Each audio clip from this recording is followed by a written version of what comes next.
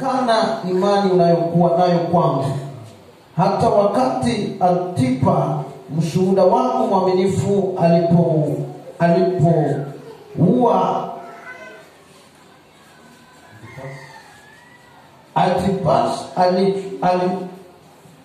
mshuhuda wangu mwaminifu alipoua kati yenu kule kwenye makao ya Shetani.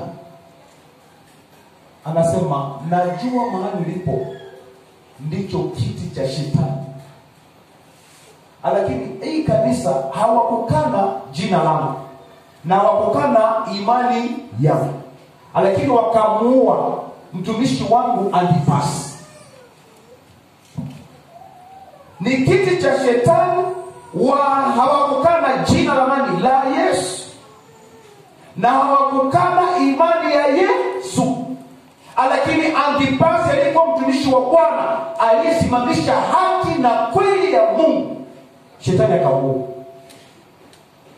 Hiyo ndio shida ambazo leo watu wanao katika makanisa. Jina la Yesu limetajwa kila mahali. Imani ya Yesu Kristo inatajwa kama sababu na ndiyo imetangazwa. Lakini wanapochunguza haki na kweli ya Mungu, hawaja simama na hiyo kweli ya Mungu. Shetani anakaa.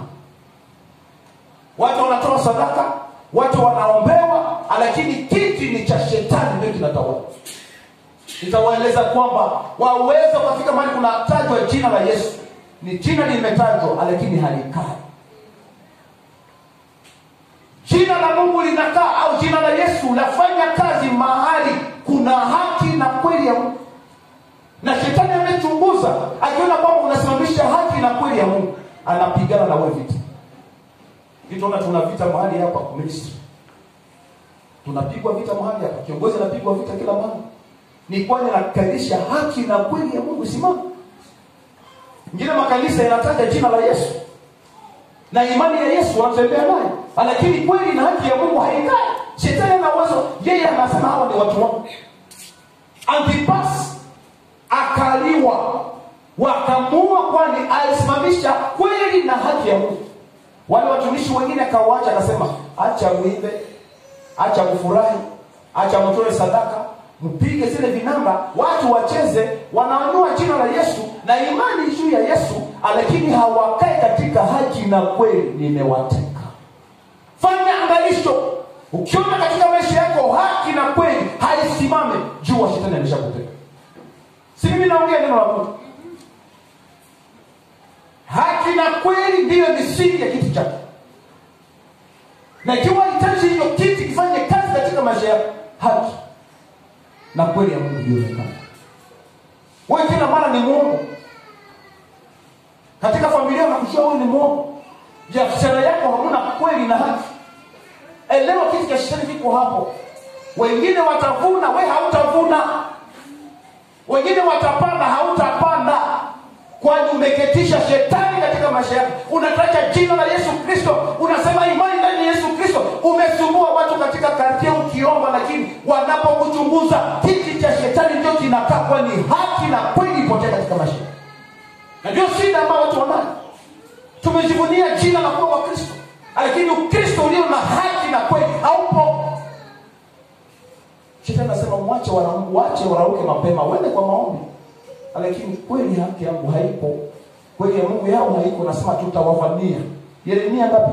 50 verse 6 au 6 mstari wa 7. Yeremia anasema tuliwakula tukawatafunya, kwani hawakuheshimisha nini? Kweli ya Mungu. Sisi hatuna hatia mbele ya Mungu wao. Wao wenyewe ndio walikosea Mungu wao. Bwana Yesu asifiwe. Jioni leo unahitaji haki ya Mungu simama katika maisha yako. Leo watu wa Mungu wengi wamekwama katika maisha yao, kwani hawaelewi. Usijivunie jina kusema uliokoka. Usijivunie kwa unatoa sadaka, lakini sadaka umetoa bila haki. Mungu anasema moja 10. Kama ulipata $10, $1 ni nani? Ndio haki ya Mungu. Wewe umrejeshia sasa 1000, 1000 francs. Unasema sina nazo ni pesa. Nizazo ni pesa, lakini haujakamilisha haki ya Mungu. Kiti cha enzi kitakufuata kila mahali katika biashara. Wamama tuongee haki ndani ya familia. Wababa tuongee haki na kweli katika familia. Mama unapewa mshahara, unasema pesa itanunua chakula. Wanapokupatia $10, unachukua ile $10 umegawanya, unatumia $5 nyingine unaweka kwa mfuko. Unaipeleka katika vyama huko nayo vilimba. Jua shida ikwako. Wakaribisha kiti cha enzi cha shetani katika kizazi chako. Leo tumeleta laana katika familia. Ni kweli haijasimama. Utaona magonjwa yameingia katika familia zetu. Tumefungua milango kwa kweli ya Mungu limepotea. Mungu anasema mimi nitakuwa ukingo kweli. Nitasimama pamoja nanyi kila mahali mtakapoingia. Hata ni shambani nitakuwa pamoja nanyi. Na baraka ni stay. Lakini mnapofungua tu mlango shetani anakuja naingia. Leta magonjwa, leta shida, tofauti unajikuta watu wanatengana. Shida ni kwamba ulichukua zile pesa ambao haukumwambia baba, mimi leo ichukua, nachukua ile $10, chakula nitachukua hivi na hii nina mahitaji. Lakini unasema zote tulitumia zote. Umechukua $2, $3, umezoweka pembeni, umeweka kule kwa ile mchango wako. Ndugu yangu, hukumu ni juu yako. Kiti cha enzi cha Mungu kinaondoka, kiti cha shetani kinasimama. Wababa wengi hawakamilishi haki. Uongo ndani ya familia.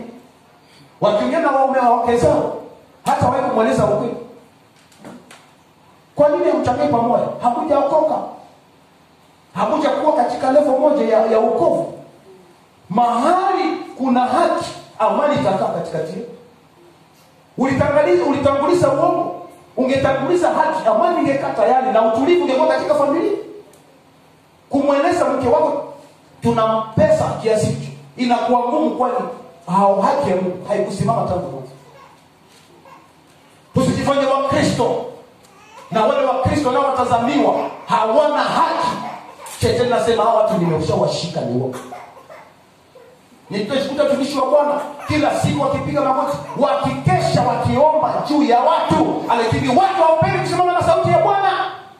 Hata Mungu anakuzungumzia katika masikio yako na kuambia kamilisha haki na kweli. Unasema unajua ni maisha.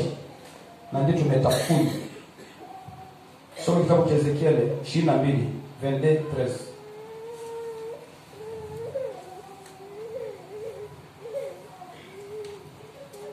Ezekiel 22 verset 13.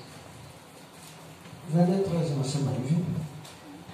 Tazama basi, nimepiga mkono wangu kwa faida uliyopata kwa njia isiyo haki, na kwa damu yako iliyokuwa katikati yako. Huyu ni Mungu. Amepiga kofi hiyo faida uliyopata kwa njia isiyokuwa ya haki, na hiyo damu yako iliyokuwa kati yako. Kila siku utakuwa na bomoa na kemea mapepo. Siku hizi biashara inaenda vizuri. Bomola, teketeza pepo ya maskini.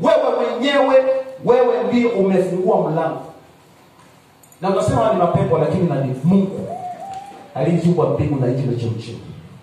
Yeye mwenyewe anasema atapiga kofi faida ambayo uliingiza katika hali ya kuasi. Na shibebea damu ya laana. Basi nitatazama nimepiga kofi hiyo faida iliyopata kwa njia isiyo ya haki. Faida isiyokuwa ya haki, na ndio imesimama juu ya maisha yako. Kwa misingi ya haki kipotea, hakuna kuinuka na kila kitu kinakufa. Uliza yeye kando yako, je, faida unayo? Je, kuna haki? Ongea ukweli. Angalia kazi unayoishi. Angalia mshahara unaopokea. Angalia mwana unaposhinda katika maisha yako, kazi yako unayofanya, familia yako, mnaishi na maisha gani? Baba anafanya kazi ya faida ambazo hazifai. Unafikiria hapa kuna kitu cha nani? Amani taka?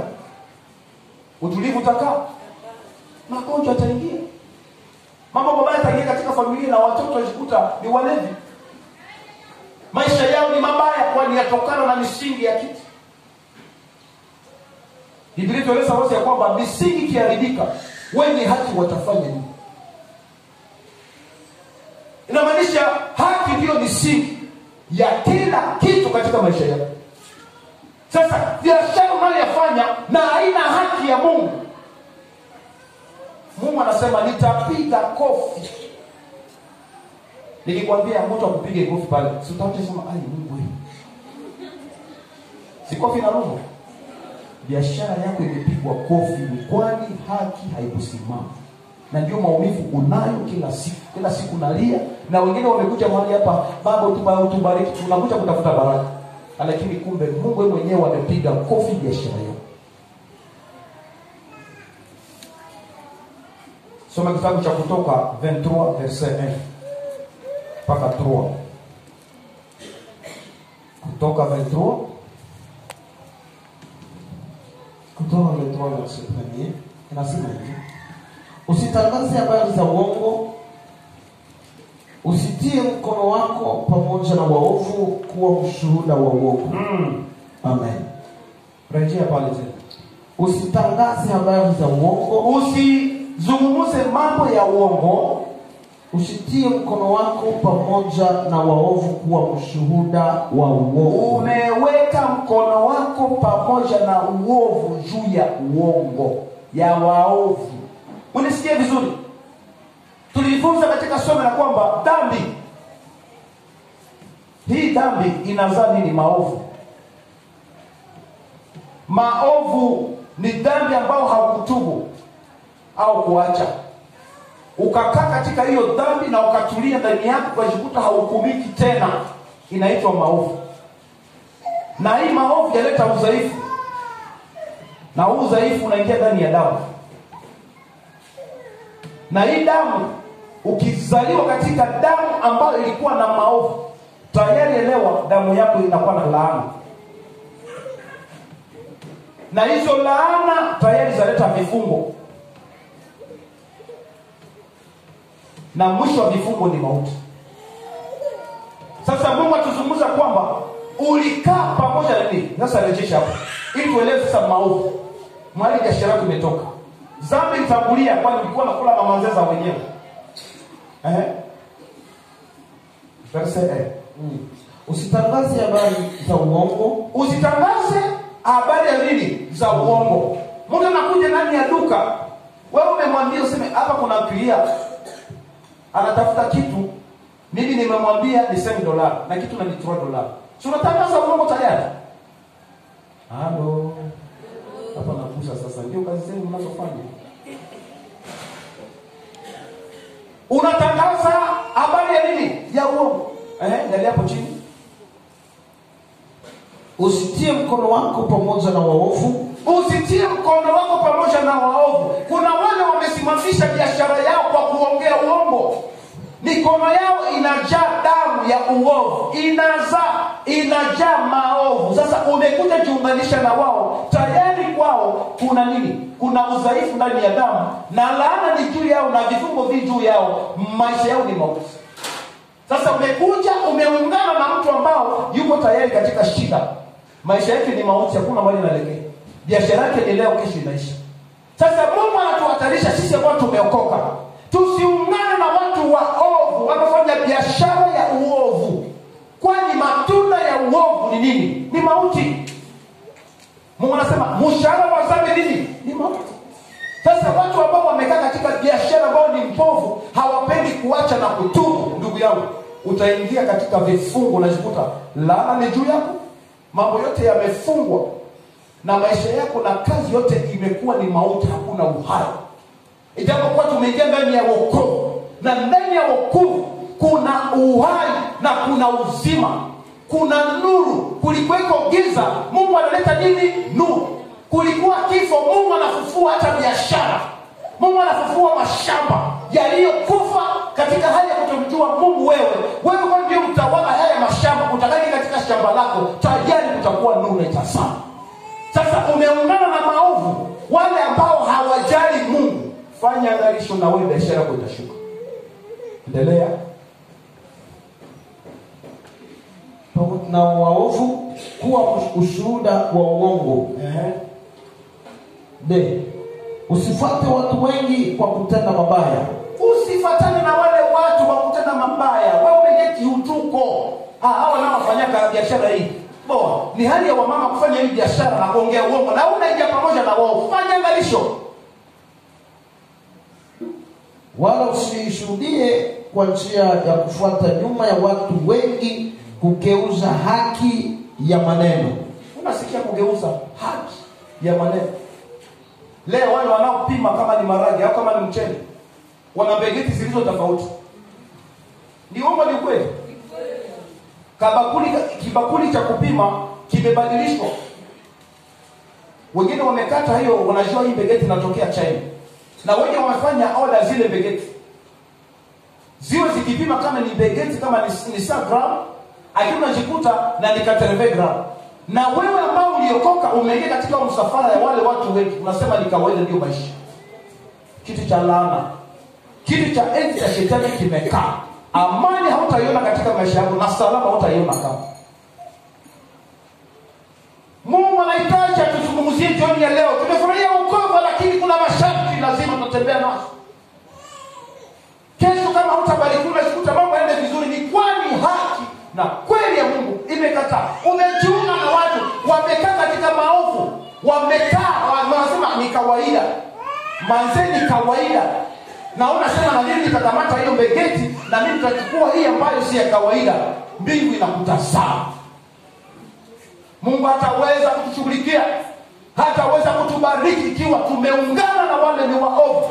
Ijapokuwa sauti ya Bwana inakuzungumzia achana na hii si tabia mbaya, unasema ni kawaida. Na ndio shida tunazo. Ndio matatizo tunazo.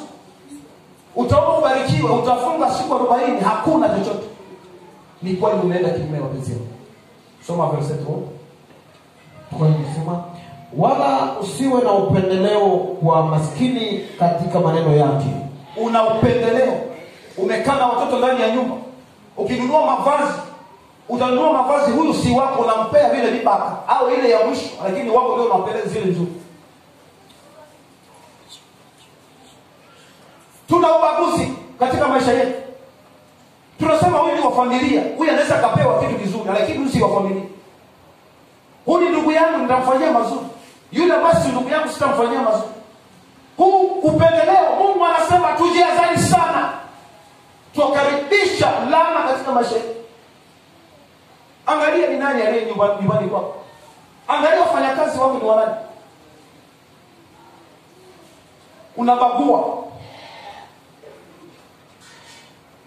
Tuone mfano mzuri kwa mama kiongozi. Yeye angalie mtu. Ikiwa ni watoto wake, ikiwa ni watoto wote, sisi wote ni watoto wake. Anapeana kulingana vile roho anamwambia peana. Ajua sikia sauti ya Mungu inakwambia peana huyu mtoto hiki kitu fulani. Wewe unabagua unasema huyu si mtoto wangu, huyu si familia yangu, nipe hiki mtoto wangu lakini nipe kitu kingine. Tayari hautafanya kitu. Kiti cha enzi cha ufalme ambacho kina mamlaka, kina uwezo kulazimisha dunia iachilie haki yako, hakitasimama. Kuna ofisi ambayo inayojali juu ya haki yako upewe, urejeshewe haki yako. Lakini unapotazama mwenendo wako kweli na haki imepotea. Wewe unabagua watu, waongea uongo mahali wengine wanaongea ukweli. Mungu anasema siwezi kukushughulikia, utabaki katika umaskini kwa vizuri. Kutoka 23 verse 8. Soma verse 8. Verse 8 nasema usipokee rushwa. Kwa sababu rushwa inafunga macho yao wanaoona. Usipokee rushwa. Kwani rushwa yafunga macho wale wanaoona na kugeuza maneno ya wenye haki. Yes. Unasema basi mimi nifanyie tukope. Ule juu unapopeana pesa, yule mwenye haki anakosa haki, wewe unapewa haki. Ni Mungu wa majeshi pia anasema. Na tuna shida kubwa. Leo biashara zetu zimezama. Leo tumefikia maisha ya kulia. Ni kwani tumependa kunyang'anya haki ya mtu tuifanye kuwa yetu kupitia kupitia pesa. Angalia katika maisha yako ni kitu gani kinaendelea. Angalia kwa nini wewe unaishi maisha ya leo. Kuna vitu ulivyofanya katika maisha ambao haki ya Mungu haikusimama. Kiti cha enzi kikaja kikapiga kofi biashara yako.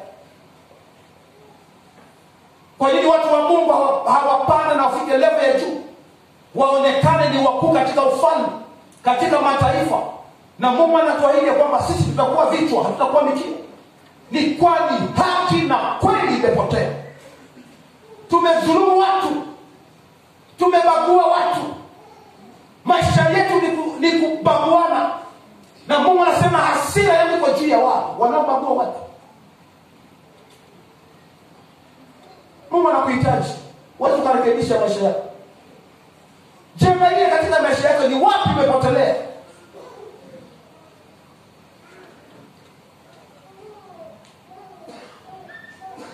Acha Bwana nena sisi leo. Kiti cha ufalme kimeshughulika, ni ofisi kubwa inayofanya kazi juu upewe haki yako. Haya maisha unayoyapitia unapotazama sio maisha yako.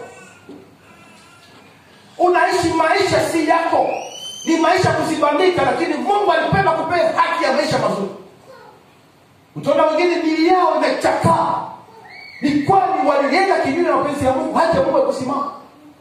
Kitu cha enzi kinasema mimi lazima nimpe huu haki yake, nimrejeshie mwili wake. Unajikuta mwili wako hautapewa ni kwani haujakamilisha haki na kweli. Umebagua watu. Umetembea na maovu. Tusitenge na maovu.